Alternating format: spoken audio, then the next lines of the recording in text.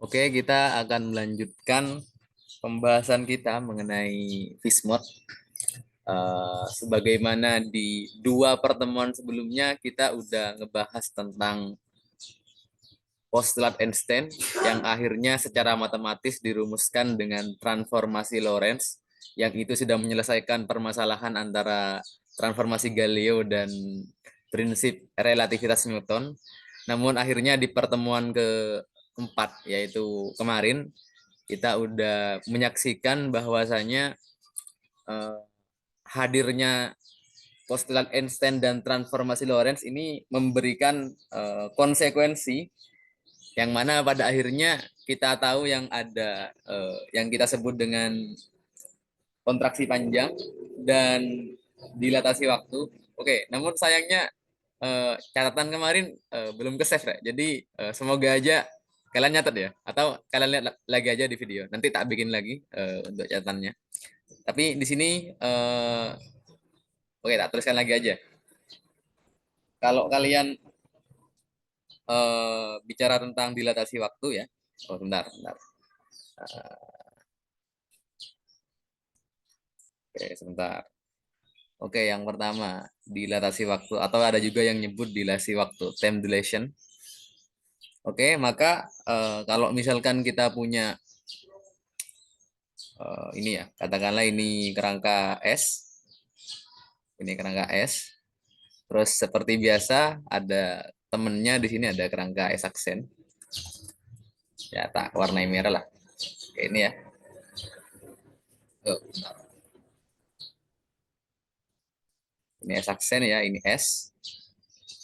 Nah, terus katakanlah di sini ada batang, misal ada suatu kejadian, katakanlah ada suatu kejadian di sini.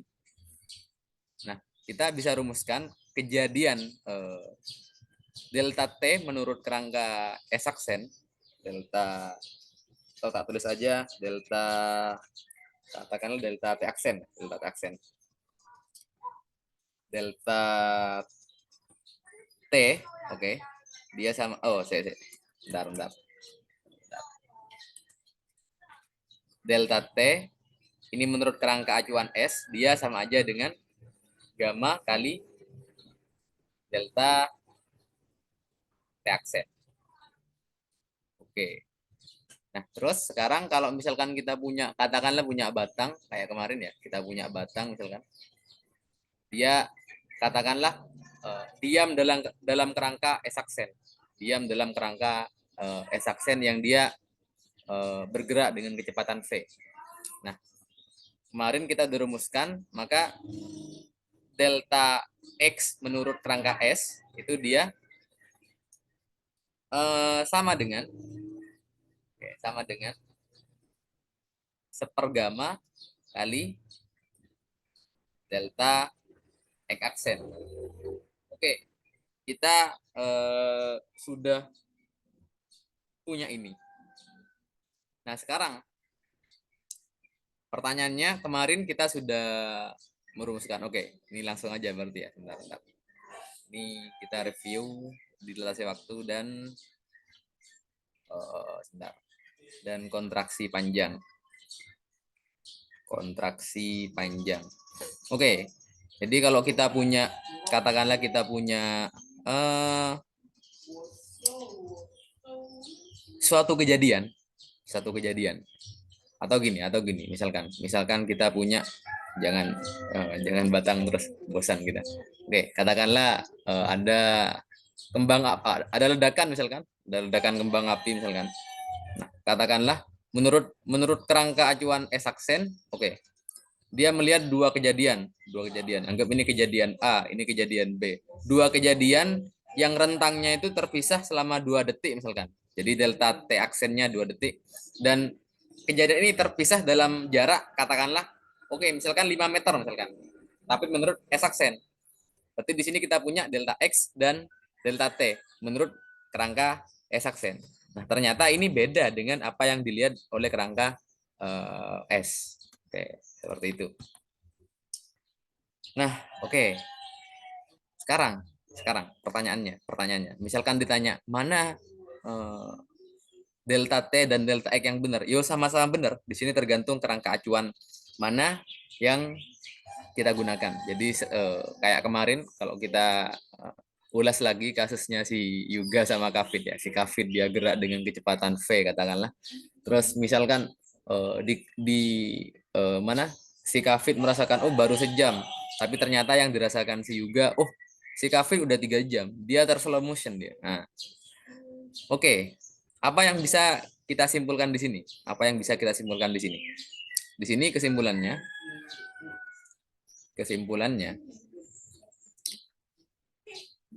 antara dua buah kerangka acuan kita tidak lagi bisa menyepakati rentang waktu, dan kita juga tidak bisa lagi menyepakati rentang jarak. Oh, benar. Kita nggak bisa lagi menyepakati rentang jarak. Nah, yang mana kalau bicara jarak, maka kalau dia itu makin cepat, maka menurut yang diam, meski diam itu relatif ya, menurut yang diam, nah dia akan terlihat makin pendek. Kenapa makin pendek? Oke, kita lihat di sini. Gamma itu kan nilainya dia gamma nilainya kan lebih besar atau sama dengan 1. Kalau sama dengan 1 berarti bendanya lagi diem. Nah, artinya kalau benda makin cepat berarti panjangnya bakal makin kecil kan dibagi dengan gamma. Sebaliknya kalau benda itu makin cepat maka dia rentang waktunya akan makin molor. Nah, karena dikali gamma kan di sini. Nah, oke, seperti itu. Sekarang ini aku review lagi kasusnya si kemarin, tebak-tebakan kemarin itu. Katakanlah ini ada mobilnya si Yuga misalkan, si Yuga. Terus ini mobilnya si Kafid kemarin. Nah, terus katakanlah Yuga ini diam karena mogok kemarin. Terus Kafid dia yang gerak.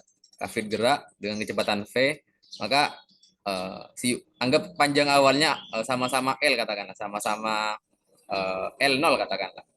Nah, maka kecepatannya panjangnya mobilnya Kafid menurut Yuga sekarang dia jadi apa? Sekarang dia jadi ini. Jadi katakanlah L sekarang ya. L itu sama dengan sepergamma kali L0 atau dia jadi dia berarti jadi akar 1 min V kuadrat per C kuadrat kita kalikan dengan L0. Nah, sebaliknya di sini kalau Yuga melihat mobilnya Kafid dia makin pendek, sebaliknya Kafid juga melihat mobilnya Yuga kan. Oke, ini kan seakan-akan Yuga diam. Tapi kalau kita balik sekarang, kalau kita balik misalkan jadi gini. Oke. Menurut Kafid dalam mobilnya ya Yuga yang gerak dia. Yuga dan bumi sekitarnya dia yang gerak ke sana dengan kecepatan V. Nah, maka juga sama akan terjadi panjangnya mobilnya Yuga menurut Kafid dia sepergamma kali L0 atau dia sama dengan akar 1 min V kuadrat per C kuadrat kita kalikan dengan L0. Oke, seperti itu. Nah, di dunia kita sehari-hari, di yang mana pada saat transformasi Galileo masih berlaku, kita sepakat kalau delta T itu sama dengan delta T aksen. Begitupun delta X dia sama dengan delta X aksen. Nah, namun pada saat kita sudah beranjak, misalkan dengan kecepatan tinggi, sehingga transformasi Galileo nggak lagi berlaku dan kita gunakan transformasi Lorentz, maka kita tidak lagi sepakat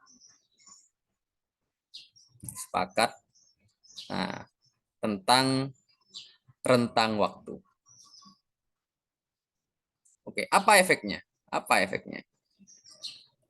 Nah, sesuatu yang menurut kita itu terjadi bersamaan, maka menurut orang lain itu belum tentu terjadi bersamaan. Oke, ini ya. Sesuatu yang menurut kita terjadi bersamaan atau istilah kerennya simultan, maka belum tentu simultan juga menurut orang lain. Oke, ini ya. Nah, contohnya gimana? Oke, ini. Kita kasih contoh sekarang. Katakanlah dalam kereta ini, ini kereta ya. Ini kereta, terus katakanlah kereta ini dia gerak, katakanlah. Misalkan, oke, misalkan kereta ini gerak dengan kecepatan v, dengan kecepatan v terhadap bumi, katakanlah, terhadap bumi. Nah, terus katakanlah misalkan di sini ada si Sigma ya, pas di tengahnya kereta ini. Nah, ini si Sigma ya. Dia megang megang megang senter, katakanlah, dua senter. Nah, terus dia menyalakan senter ini bersamaan. Nah, oke, sekarang bayangkan kita sedang berada di mobil. Oke, artinya kita bayangkan sedang berada di posisinya si Sigma. Nah, dia nyalakan senter. Kira-kira pertanyaannya, apakah cahaya dari senter ini pas tengahnya kereta ya. Apakah cahaya dari senter ini nyampe ke sana dan nyampe ke sana itu bersamaan? Ya harusnya iya dong. Kenapa? Karena menurut Nigma, cahaya itu gerak ke sana dengan kecepatan c dan gerak ke sana dengan kecepatan c. Artinya kalau jaraknya ini sama, katakanlah sama-sama ini setengah L ya. Ini setengah L juga. Maka ya mau tidak mau cahaya juga nyampe-nya bersamaan dong. Nah, seperti itu. Tapi itu menurut Nikmah. Nah, tapi beda lagi. Kalau menurut katakanlah di bumi ini bumi katakanlah. Di bumi misalkan. Nah, di sini ada si Siva. Ya. Nah, katakanlah ini mobilnya ya. Oh, entar. Bentar. Aduh, bentar. Oke, katakanlah mobilnya ini gerak dia. Maksudnya. Nah, menurut postulat kedua Einstein kemarin kita sudah bahas, kecepatan cahaya itu harus selalu konstan, harus selalu sama untuk kerangka acuan inersial manapun. Artinya si Siva pun di sini dia bakal melihat kecepatan cahaya itu konstan. Jadi bukan C min V ya. Ah, ini balik ke Galileo lagi nanti kita. Oke, jadi kalau kita gambarkan, bentar. Nah, ini tak hapus dulu. Oke, kalau kita gambarkan, nah mobil ini gerak kan. Katakanlah pas ini menyalakan senternya ada di titik ini ada di ini. Straight. Tapi mobilnya kan gerak kan. Nah, bentar. Katakanlah sekarang jadi di sini. Jadi cahaya itu oke, ini tak hapus dulu. Nah,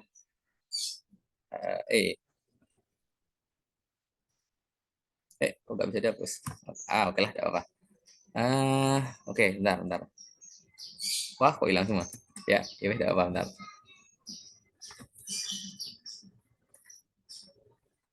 Oke, jadi sekarang apa yang Siva lihat? Siva lihat kan mobilnya gerak, otomatis pas nyampe dinding, berarti kan si cahaya menempuh jarak cuma segini. Lebih pendek. Tapi yang cahaya yang ke sana dia menempuh sepanjang ini, dia lebih panjang. Nah, jadi sekarang bukan lagi setengah L, tapi setengah L tapi dikurangi dengan jarak yang ditempuh kereta. Berapa ini? Ya, katakanlah kalau kereta kecepatannya V berarti dikurangi V kali delta T katakanlah. Sedangkan yang ini jadi setengah L plus V delta T ini. V delta T itu sepanjang ini. Oke. Itu ya. Nah, tapi sekarang cahaya menurut Siva sama Nikmah dia harus sama, dia harus kecepatannya harus sama-sama c. Dia harus gerak ke sana dengan kecepatan c, dia harus gerak ke sana dengan kecepatan c. Oke, itu permasalahannya sekarang. Sekarang kita analisis sekarang. Sekarang kita analisis. Kita pindah ke bawah sedikit. Oke, sekarang yang kasus atas dulu, yang kasusnya menurut Sinigma ya. Katakanlah ini delta T aksen. Waktu yang ditempuh cahaya dari sini nyampe ke sana delta T1 aksen katakanlah. Terus waktu untuk dari sini ke sini ya delta, katakanlah delta T2 aksen. Oke, sekarang delta T1 aksen berarti kan jarak dibagi kecepatan kan, setengah L dibagi C. Berarti dia L per 2C. Terus delta T2 aksen berarti dia setengah L kita bagi dengan C, berarti dia jadi apa? L per 2C. Nah, tapi menurut Shiva apakah akan sama? Coba kita lihat. Katakanlah ini delta T1, ini delta T2 ya. Delta T1 berarti dia sama dengan setengah L min V delta T1 per delta T1. Oh, bentar. V delta T1 per ini berarti apa ya? C ya, C ya. Nah, C. Sedangkan ini delta T2 dia sama dengan setengah L plus V delta T per C. Oke, ini udah jelas kelihatan dari sini. Kalau ini ya sama dia nilainya. Tapi yang ini lihat. Ini masih dikurangi, sedangkan ini ditambah. Jadi mau tidak mau pasti ini lebih kecil dibandingkan ini.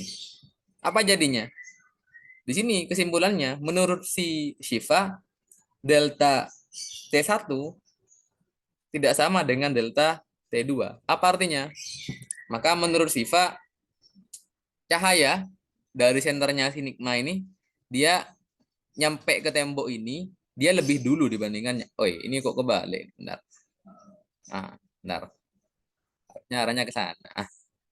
Berarti menurut si Shiva sekarang cahaya itu lebih dulu nyampe sini dibandingkan nyampe sini. Tapi menurut Sinigma cahaya ini nyampe barengan ke sini sama ke sini. Nah, itu dia. Jadi ini yang disebut dengan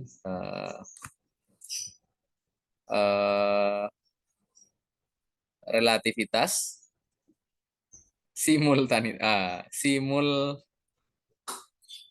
kesimultanan, simultaneously. Nah, jadi simultan atau sesuatu yang terjadi bersama itu relatif. Jadi ada dua kejadian, dia terjadi bersamaan. Oke, mungkin benar menurut kerangka acuannya Sinigma, tapi ternyata salah menurut kerangka acuannya Shiva karena si cahaya dia nabrak dinding ini dan dinding ini ternyata dia nggak bersamaan. Oke, ya kita sudah dapatkan itu. Nah sekarang, oke. Oh, bentar, ini tak pindah dulu ya. Kita pindah dulu.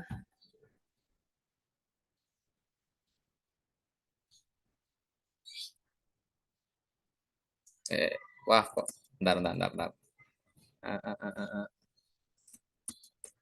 Ini kita pindah ke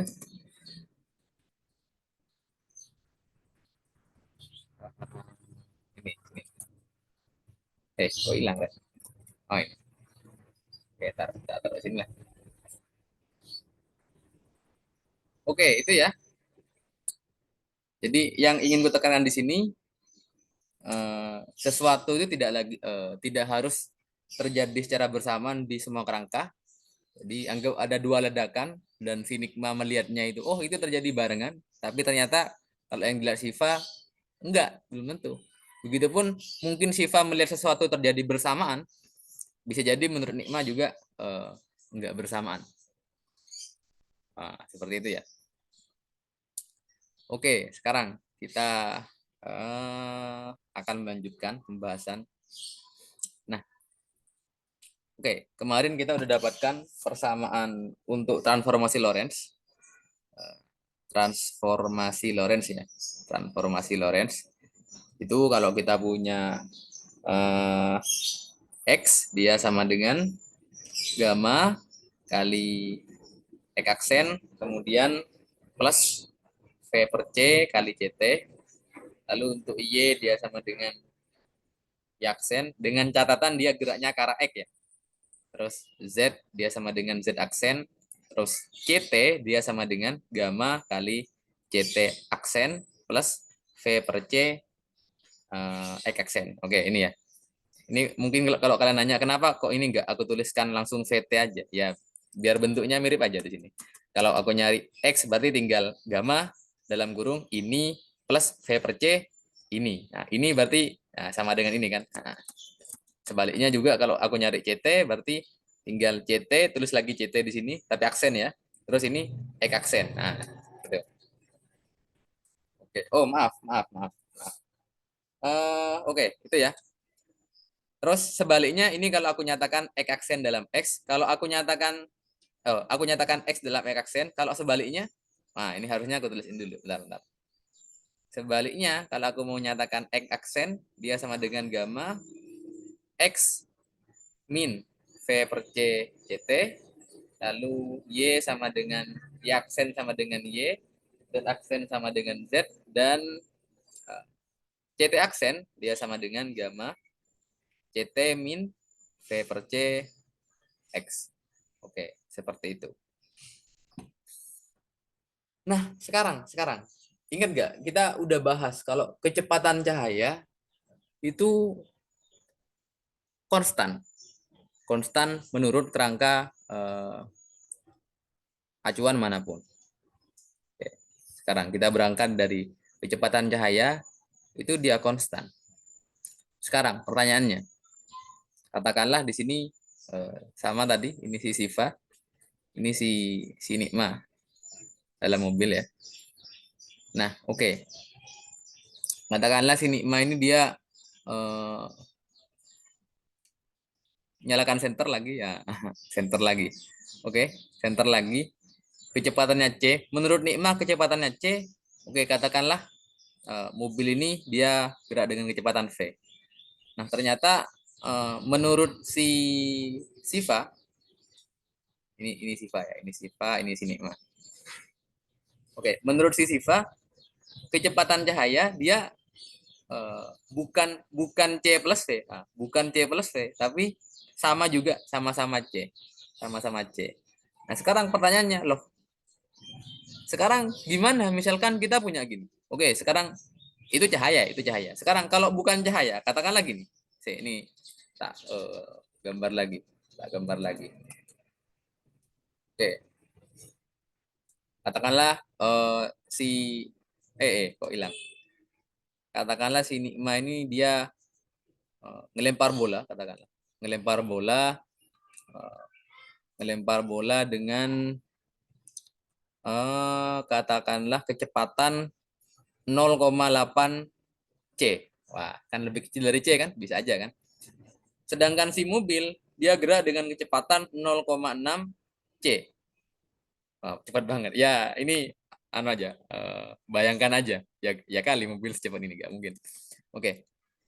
Sekarang pertanyaannya, kalau mobil gerak dengan kecepatan ini, sedangkan apa itu namanya? Sedangkan si Nikma yang dia ada dalam mobil, dia ngelempar apa itu? Dia ngelempar bola dengan kecepatan 0,8 C. Pertanyaannya, berapa kecepatannya bola yang dilempar Nikmah menurut Siva? Oke. Berapa kecepatan bola yang dilempar Nikmah menurut Siva? Nah, logikanya ya, kalau misalkan si Nikmah ini ngelempar bola ke depan. Bentar. Kalau si Nikmah ini ngelempar bola ke depan, maka harusnya kecepatannya menurut si Siva ya lebih besar lah, lebih besar. Katakanlah menurut Siva itu UX ya, katakanlah UX. Oke, katakanlah kecepatannya bola menurut Nikma ini UX aksen katakanlah. Maka harusnya UX ini lebih besar dibandingkan UX aksen karena si Nikma dia gerak ke sana kan. Tapi pertanyaannya apakah kita boleh langsung UX sama dengan ini? UX sama dengan UX aksen plus V. Kalau gini berarti dia jadi berapa? 0,8 C tambah 0,6 C. Dia jadi 1,4 C. Nah, lihat ini. Dia lebih besar dibanding kecepatan cahaya. Nah, masuk akal nggak? Padahal harusnya kecepatan paling tinggi yang bisa dicapai oleh ini, dia nggak boleh nyampe batas kecepatan C. Jadi ini nggak lagi berlaku. Ini nggak lagi berlaku. Kita perlu modifikasi. Nah, gimana cara modifikasinya? Nah, ini akhirnya yang kita akan bahas tentang penjumlahan kecepatan, nah, relativistik. Dan ini dia bukan UX sama dengan UX aksen plus V. Kalau ini kan penjumlahan kecepatan menurut transformasi Galileo kan, kayak yang kita bahas di awal di ini ya. Kita sebentar. Nah, ini UX itu bukan UX aksen plus V jadinya karena kita menggunakan transformasi Lorentz. Nah, jadi sekarang kita perlu modifikasi. Nah, bagaimana cara modifikasinya? Oke, ini kita akan bahas. Nah, sekarang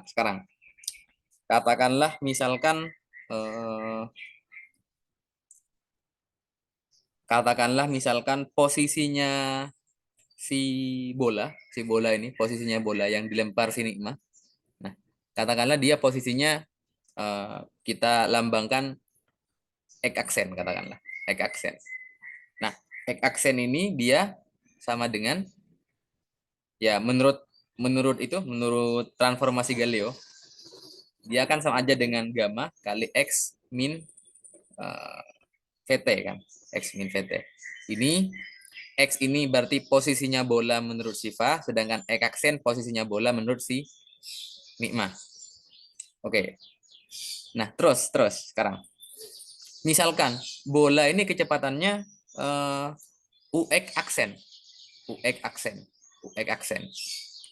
Kalau bola kecepatannya UX aksen, berarti dalam rentang waktu T aksen, oke. Kalau bola itu kecepatannya UX aksen menurut si Nikma dan menempuh waktu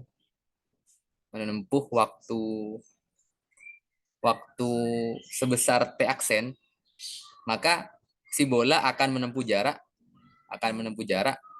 ya katakanlah X aksen yang dia besarnya sama aja dengan UX aksen gitu. Kita kalikan dengan T aksen.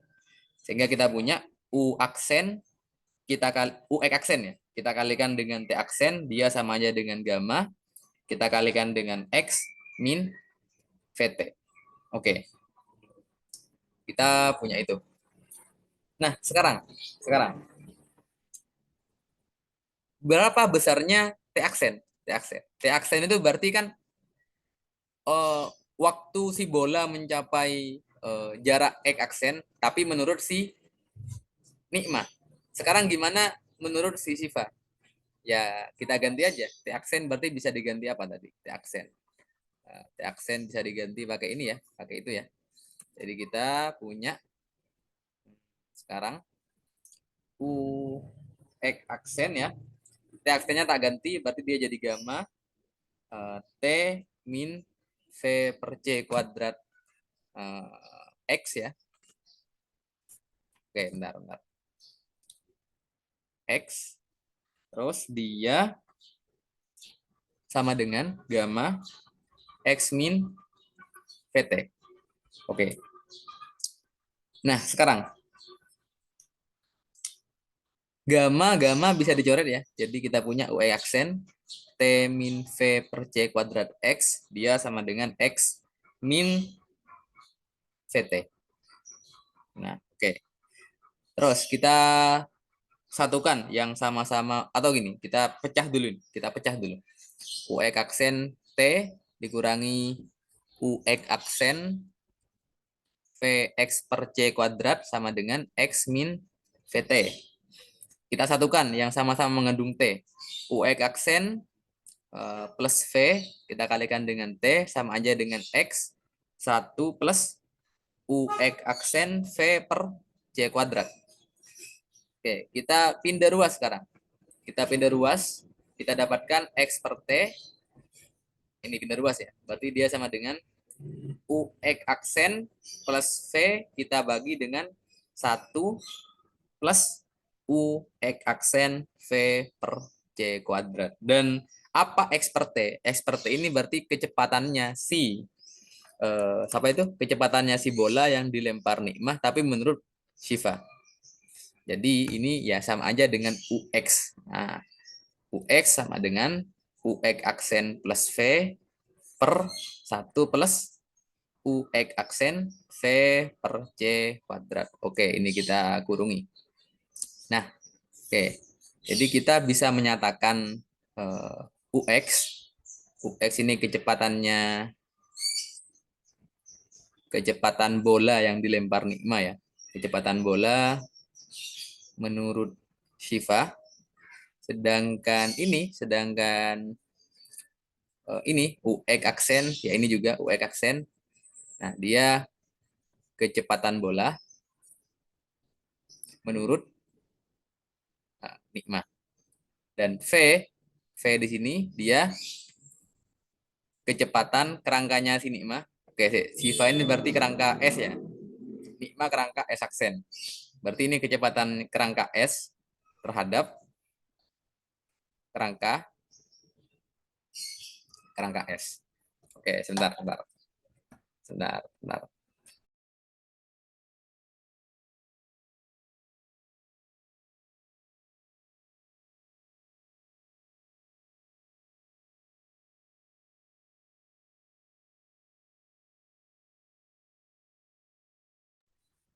Oke, itu ya. Sekarang kita coba misalkan kita coba hitung-hitungan lah misalkan. Kasus ini. Ini kasusnya si Siva sama Nikmah. Kita coba hitung dengan menggunakan ini. Berapa sih kecepatannya bola menurut Siva? Yang mana menurut Nikmah kan 0,8 C. Nah, apakah 1,4? Udah jelas ini salah. Ini kan kalau menurut transformasi Galileo kan kayak gini. Dia udah salah. Nah, sekarang kita coba persamaan ini. Oke, kecepatannya bola menurut si Nikma tadi berarti UX aksen ya. Dia sama dengan 0,8 C. Sedangkan si mobilnya si Nikma dia gerak dengan kecepatan 0,6 terhadap bumi ya, terhadap Shiva berarti. Nah, oke, kita masukkan di sini. Berarti UX atau kecepatannya bola menurut si Shiva dia ya masukkan aja berarti UX aksen 0,8 C. Terus kita tambah dengan V, berarti 0,6 C. Kita bagi dengan 1 plus 0,8 C. Lalu kita masukkan 0,6 C per C kuadrat. Oke, itu ya. Kita dapatkan, ini kita coret ya. Coret. Berarti 0,8 tambah 0,6, 1,4 C. Kita bagi dengan 1 tambah 0,8 kali 0,6 berarti 0,48.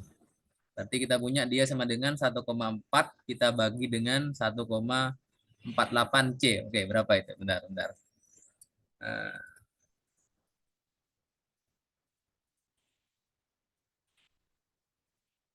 Oke, bentar. 1, berapa itu? 1,4 ya. Kita bagi 1,48. Aku ngelek. Bentar. 1,4 ya. Kita bagi dengan 1,48. Oke, hasilnya dia 0,946. 0,946 C. Oke. Yang pada intinya dia lebih kecil dibanding C. Ya, masuk dia. Nah, oke. Ini ya, kita sudah dapatkan ini. Jadi kalau misalkan kita punya kereta atau mobil nih, dia gerak dengan kecepatan segini misalkan, terus tak lempar lagi benda, dia selamanya dia nggak bakal nyampe C. Nah, jadi kayak gini, 0,6 sama 0,8 dia nggak nyampe C ternyata. Dia baru nyampe 0,946 C. Oke, sekarang kita tuliskan lagi dulu ini. Kita tuliskan lagi ini. Ini ya, kita tuliskan. Sekarang kita mau coba persamaan ini, namun untuk beberapa kasus. Sekarang, kasus pertama. Eh, Oke, oke. Sekarang, misalkan bagaimana jika UX aksen dia sama dengan nol? Apa dia maknanya? UX aksen sama dengan nol, berarti maknanya si bola dia eh, si bola dia nggak bergerak terhadap, ya anggap bolanya dipegang sama si Nikmanya gerak dalam mobil tadi dengan kecepatan V. Oke, di sini artinya kecepatannya si bola menurut eh, Nikma itu nol, dan kecepatannya si bola menurut Siva ya harusnya sama aja dengan V, harus sama dengan V. Coba kita lihat apakah benar dia sama dengan V. Kita coba ya. Kalau UX aksen sama dengan nol, berarti UX dia sama dengan 0 tambah V kita bagi dengan 1 tambah 0 kali V per C kuadrat. Berarti dia sama dengan V kita bagi 1 ya sama dengan V. Nah, benar kan, masuk akal kan? Jadi kalau dia si bola ini dia dipegang sama si Nikmanya gerak dengan kecepatan V keretanya ya dia. Berarti ya mau tidak mau ya bolanya juga kecepatannya segini kan? Nah, dan ini benar. Oke, sekarang bagaimana jika jika V-nya 0. Oke. V-nya 0 berarti mobilnya Nikma dia nggak gerak. Mobilnya si Nikma dia nggak gerak. Terus mobilnya Nikma nggak gerak, si Nikma ngelempar bola dengan kecepatan 0,8 C. Pertanyaannya berapa kecepatannya bola menurut Siva? Ya harusnya sama dong, mobilnya nggak gerak. Nah, tapi kita buktikan apakah benar dia bakal sama. Coba sekarang. Kalau kalau kalau V sama dengan 0 berarti ini 0 ya. Ini 0, ini 0. Berarti sekarang kita punya UX sama dengan UX aksen, kemudian plus V-nya 0 ya, per 1 plus UX aksen kalikan 0 per C kuadrat. Berarti di sini sama dengan UX aksen dibagi 1 sama dengan UX aksen. Oke, jadi kecepatannya si bola menurut si Shiva sama si Nikma ternyata benar sama dia. Nah, itu ya. Sekarang, bagaimana jika UX aksen dan V itu sangat kecil dibandingkan kecepatan cahaya. Jadi ya ini di kehidupan kita sehari-hari. Di mana ya tadi ya masa mobil kecepatannya nyampe 0,5 C ya. Cepat banget. Paling banternya yo kalau ngebut ya kita kan 100, katakanlah 100 km per jam atau katakanlah sekitar 30 meter per sekon. Itu kan sangat kecil kan? Apalagi ngelempar bola ya. Kecepatannya agak kira nyampe itu kan. Berarti bagaimana kasus penjumlahan kecepatan relativistik kalau kita terapkan di kehidupan sehari-hari kita. Nah, oke, kita coba. Nah, ini kita tuliskan ulang. Ini. Bentar. Ya, oke, tidak apa-apa lah. Ini. Oke, ini ya. Nah, sekarang ini nilai dari UX aksen dan V aksen itu jauh lebih kecil dibandingkan dengan C. Kalau jauh lebih kecil, berarti di sini kalau oke, jika V jauh lebih jika V dan UX aksen jauh lebih kecil dibandingkan dengan C, artinya nilai dari UX aksen dikalikan V kalau dibagi dengan C kuadrat yang ini, dia bakal mendekati 0. Apa jadinya? Berarti UX dia sama aja dengan UX aksen plus V kita bagi dengan 1 tambah 0. Sama aja dengan UX aksen plus V. Nah, kalau kita lihat apa ini? Ini adalah rumus penjumlahan kecepatan menurut transformasi Galileo. Ini. Jadi di awal tadi kita udah temukan penjumlahan kecepatan transformasi Galileo di hari pertama kita tutor. Nah, itu bersesuaian dengan penjumlahan kecepatan di transformasi Lorentz atau penjumlahan kecepatan relativistik. Tapi dengan catatan kalau ini sangat kecil. Nah, itu ya. Nah, terakhir tentang ini.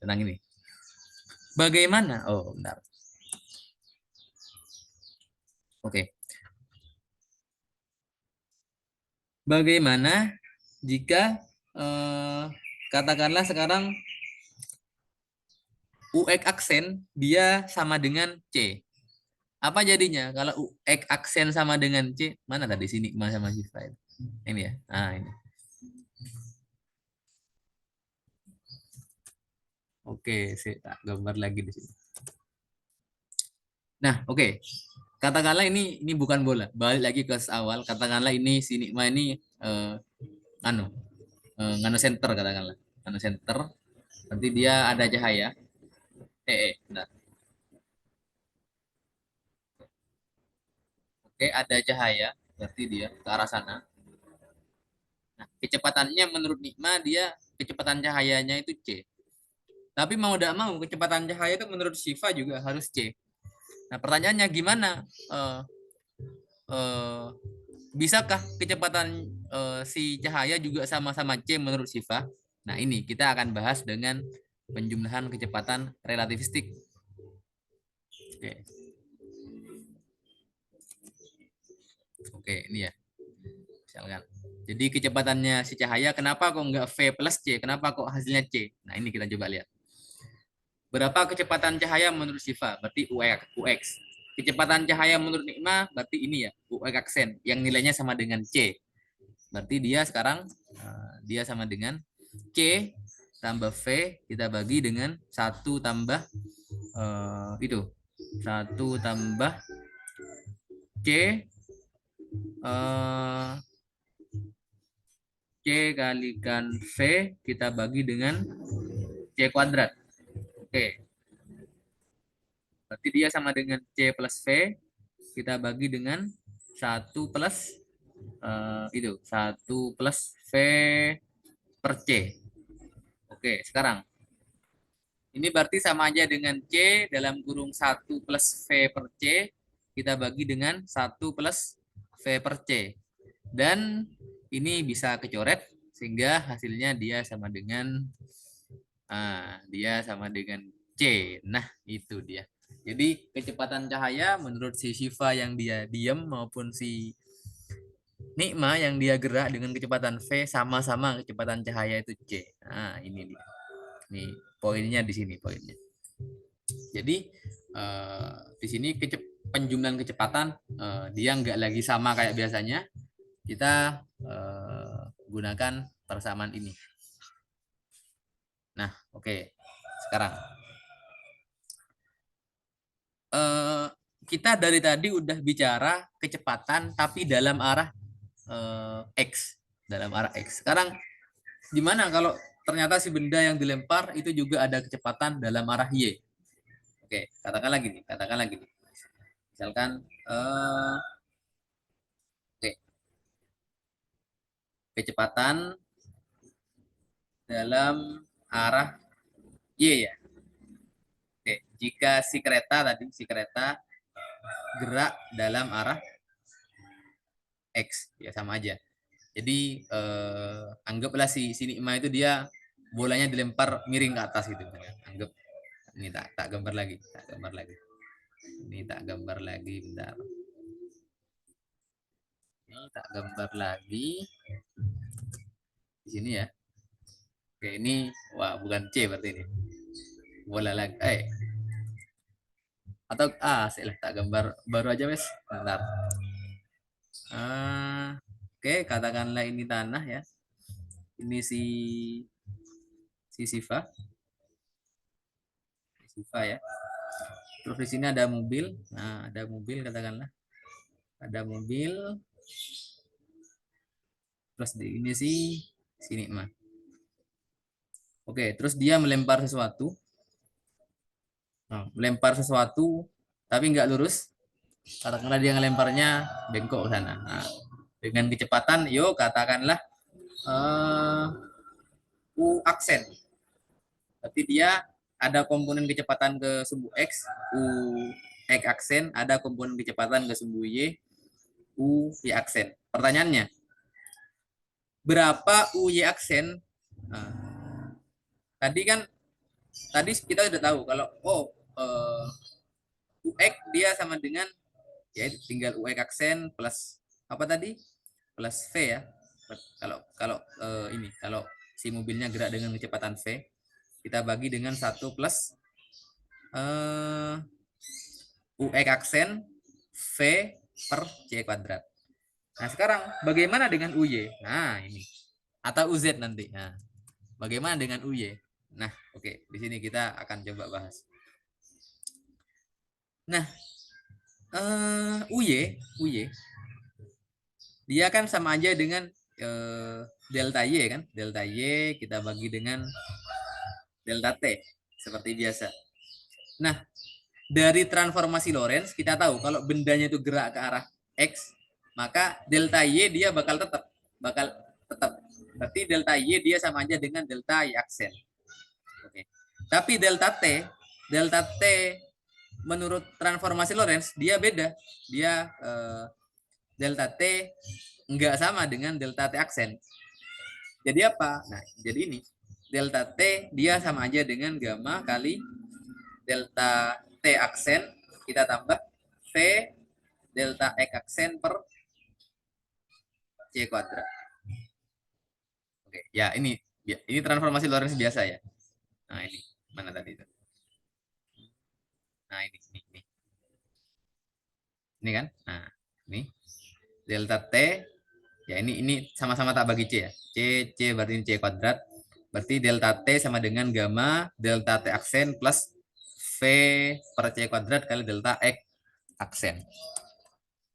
Oke, itu. Berarti sekarang kita punya ini dia jadi gamma, kemudian delta T aksen plus V delta X aksen per C kuadrat. Oke, ini lumayan panjang. Nah, apa jadinya? Oke, kita lanjutkan lagi. UY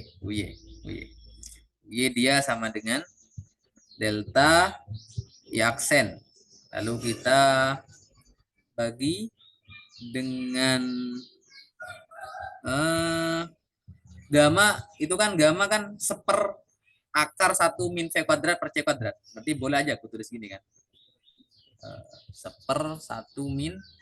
Oh, sorry. Boleh aja ini aku tulis seper gamma kan. Seper gamma. Terus ini jadinya atau gini. Bentar. Gamma tak tulis saja. Berarti seper akar 1 min V kuadrat per C kuadrat. Oke, itu gamma.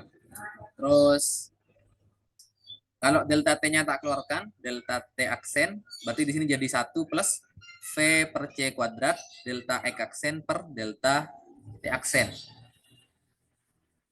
Nah, oke, itu. Terus sekarang, delta T aksennya tak pindah ke atas. Berarti kita punya delta Y aksen per delta T aksen, terus ini tak pindah ke atas juga. Berarti kita punya akar 1 min V kuadrat per C kuadrat. Ini kita bagi dengan 1 plus V per C kuadrat, kita kenakan delta X aksen per delta T aksen, berarti kan sama aja dengan UX aksen kan. Nah, berarti UY dia sama dengan delta Y aksen per delta T aksen, berarti kan sama aja dengan atau gini dulu. Oke, enggak apa. Delta Y aksen per delta T aksen kan dia sama aja dengan UY aksen kan. Bentar. UY aksen terus akar 1 min V kuadrat per C kuadrat kita bagi dengan 1 plus UX aksen V per C kuadrat. Oke, ini kecepatan untuk di sumbu Y. Untuk di sumbu Z-nya berarti ya sama aja, tinggal kita ganti dengan Z. Oke, seperti itu. Nah, apa yang bisa kita simpulkan? Ternyata baik waktu, baik perpindahan baik kecepatan, ternyata dalam kasus relativistik dia tidak lagi sama. Perlu kita rumuskan lagi masing-masingnya. Dan sekarang kita coba lihat sekarang. Bentar. Kita coba lihat sekarang. Ada dua besaran. Ada dua besaran. Namanya perpindahan. Terus satunya ada waktu. Nah, dari dua besaran ini kita bisa turunkan yang kita kenal dengan nama kecepatan atau V. Dari kecepatan ini bisa kita turunkan yang namanya percepatan atau katakanlah A. Dari kecepatan kalau kita kalikan massa, maka kita punya yang namanya momentum. Momentum atau simbolnya P ya. Nah, dari percepatan kalau kita kalikan massa atau kalau dari momentum kalau kita turunkan terhadap waktu, maka kita akan dapatkan besaran yang namanya